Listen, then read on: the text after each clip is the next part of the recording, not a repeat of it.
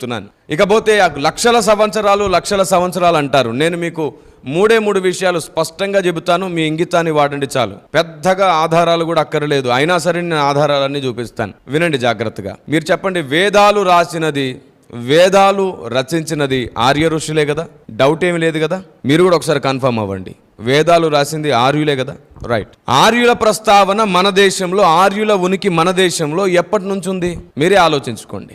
సరే, నేనే మీకు ఒక విషయాన్ని పరిచయం చేస్తాను. శ్రీమదాంధ్రవచన ఋగ్వేద సంహితలో డాక్టర్ శ్రీ దాశరథి రంగాచార్యుల వారు, గురుపాదుల వారు ప్రతిపాదించినది ఆలోచన అమృతంలో ఆయన రాసిన సంగతిని నేను ముందు ప్రస్తావిస్తున్నాను. చూడండి ఒకసారి. ఋగ్వేద సంహిత మొదటి భాగాన్ని చదువుతున్నాను. అందులో 3వ అష్టకాన్ని మనం ధ్యానం చేస్తున్నాం. 3వ అష్టకం 3వ మండలం, మొదటి అధ్యాయం, మొదటి అనువాకం, 26వ సూక్తం, 337వ పేజీ. మీకు స్క్రీన్ పైన కూడా కనబడుతుంది చూడండి. మేధా అనిన పారసికములో ఉదరము అని అర్థం. ఇదిగోండి, ఈ మేధ, ఈ ఉదరం అనే పదాన్ని మీరు జ్ఞాపకం చేసుకోండి. రాబోతున్నటువంటి ఎపిసోడ్స్లో చాలా ఉపయోగకరంగా ఉండేటువంటి పదాలు ఇవి. అయినా సరే ప్రస్తుత పరిధిలో మాట్లాడుతున్నాను. మేధ అనినచో పారసికములో ఉదరము. ఇరాను వారు ఆర్యులు. ఎక్కడి వారంట ఆర్యులు? ఇరాను వారు. ఇరాన్ ఎక్కడుంటుంది? భూమికి మధ్యలో ఆ ప్రాంతంలో ఉంటుంది. అందుకే మేధ అనే పదం రాయబడింది. ఏమండి, ఉదరము, నాభి అంటే పొట్ట భాగంలో ఉండేటువంటి బొడ్డు అని అర్థం, నాభి. భువనపు నాభి అంటే భూమికి మధ్యలో ఉండే ప్రదేశం. కాబట్టి ఇరాన్ వారు ఆర్యులు అంటే భూమి మధ్యప్రాచ్యం నుండి వచ్చిన వారు. సో మరలా చెప్తున్నాను, ఇరాన్ వారు ఆర్యులు.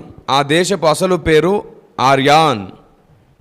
వారి దేశపు అసలు పేరు ఆర్యాన్ అంట. పారసికము సంస్కృత సంబంధ భాష. సో మీకు స్పష్టంగా అర్థమైపోయింది కదా. కాబట్టి మధ్యప్రాచ్యం నుండి మన దేశానికి ఆర్యులు వలస వచ్చారు అనేది చరిత్ర చెబుతుంది. సత్యమే, అబద్ధం అనడానికి లేదు.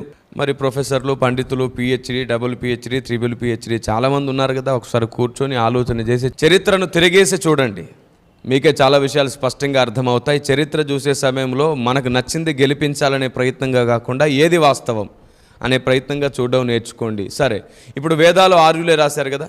ఆర్యులేమో ఇరాక్ నుండి వచ్చారు. మరి వారు వలస వచ్చి మన దేశంలో ఉండడానికి ముందే ద్రావిడులు ఆల్రెడీ మన దేశంలో ఉన్నారు.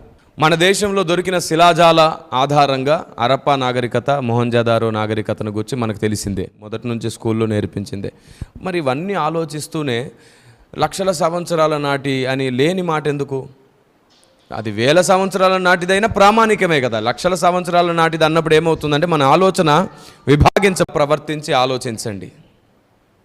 సో మీకు తెలిసిన విషయాన్ని స్పష్టంగా మరలా ఇంకొకసారి తెలుసుకోండి, పరిశీలించండి, ఆలోచించండి. ఆర్యులు మన దేశానికి వచ్చి ఈ వేద గ్రంథాలు రాశారు. వీటికి ఒక లిమిటెడ్ టైం ఉంది, లిమిటెడ్ పీరియడ్ ఉంది.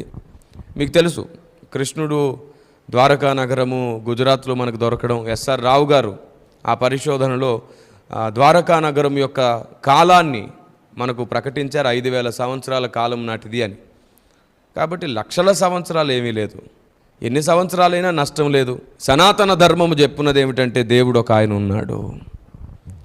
సనాతన ధర్మం చెప్పున్నది ఏమిటంటే ఆయన తెలుసుకోవడానికి మనం యజ్ఞములు చేయవలసి ఉన్నది. ఇప్పుడు యజ్ఞం చేయనక్కర్లేకుండా ఆయనే దిగి వచ్చి యజ్ఞం అవ్వాలని వేదం చెప్తుంది. అలా వచ్చిన వాడే కుమారుడు, తండ్రి గర్భమున వెలిసినవాడు.